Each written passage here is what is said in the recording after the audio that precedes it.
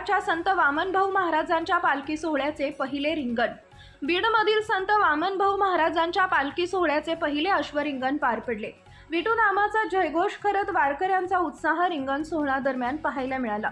2 दिवसांपूर्वी संत वामनभाऊ महाराज यांची दिंडी पंढरपूरकडे मार्गस्थ झाली। आज जमादारवाडी इथं वामनभाऊ यांच्या दिंडीचं पहिले अश्वरिंगण पार पडलं। हा रिंगण सोहळा याची डोही पाहण्यासाठी परिसरातील भाविकांनी गर्दी केली होती। टाळ मृदंगाच्या गजरात विठू नामाचा जयघोष करत भाविकांचा उत्साह फुगडी खेळण्यातून दिसून आला।